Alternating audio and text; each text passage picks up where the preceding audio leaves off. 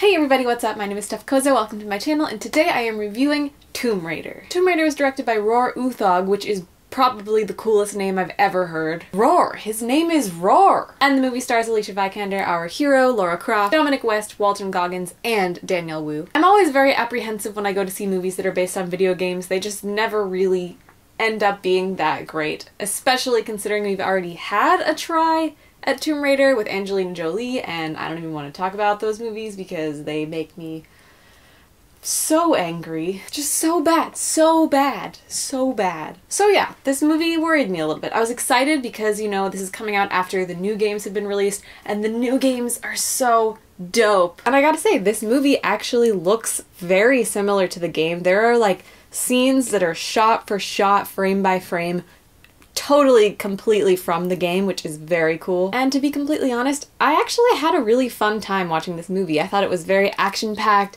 the pacing was great, the story was interesting, the acting was phenomenal. Alicia Vikander as Lara Croft. To be honest, I was a little worried about this because I do love her and I think she's a wonderful actress, but to play Lara Croft is such a challenging task because you just have to be like fearlessly badass. And she completely like knocked it out of the park. Like, she was so good. She was so incredibly strong and driven and brave and just so cool to watch. Like, I would watch her beat up people all day long. Like, it was incredible. Like, the endurance that she has. And I will say that there were some points where I was like, really? This is getting a little bit unrealistic for me. Like, the amount of things that would just happen to her consecutively, all of which terrifying and like near-death experiences, just like one after the other. I was like, this is a little bit excessive. I get it. I don't know how realistic this is, that all of these things keep happening to her, like bam, bam, bam. Like, it was just, it felt a little bit forced. The action felt a little bit forced at times, but it was still really interesting to watch. It was very gripping. There was a lot of suspense. There were a lot of moments where, like, you know when someone's like standing at the edge of a cliff and like about to fall and you get that like vertigo feeling and you just get like chills because you're terrified for them? That's how I felt throughout like 70% of this film. Which is very fun and exciting and adrenaline boosting, but it was a little bit much at times, I think. I think the plot itself was, I mean, it's taken from the games, like the newer games. It's pretty closely following that, but I still think it was kind of predictable, I guess. There was nothing that really shocked me. There wasn't some crazy twist.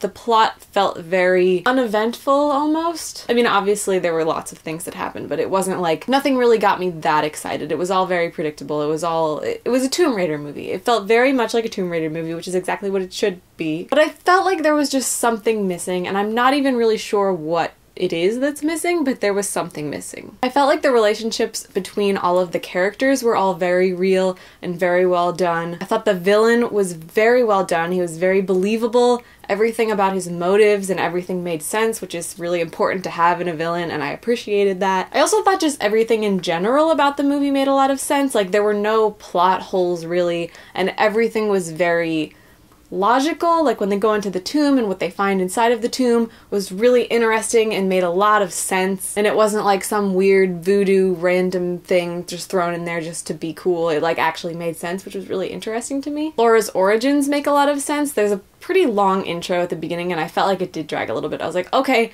this is fine. Get me into the cool part of the movie now, please. But I think it was important to set up her character and to kind of give us a pretty good feeling for Laura and what kind of person she is in this movie. And a lot of the stuff in the intro kind of comes back later, which I thought was kind of cool. It's a little bit of foreshadowing. I don't know, I felt like I really did enjoy this movie. It was fun, it was exciting, it was action-packed, it was suspenseful, it was badass, but something was missing. Something wasn't quite right. It felt very much like a popcorn flick that I might watch again if it's on TV, but I'm not gonna like go out of my way to see it again. But it was a good time. I had fun. I enjoyed myself watching this movie. I left saying that was good, I liked it. So that being said, I'm gonna give this movie a 4 out of 5 because it had everything you want in a movie, minus a few things here and there, but like overall it was done very well. Some of the scenes were seriously incredibly cool to watch. Lara Croft is a fierce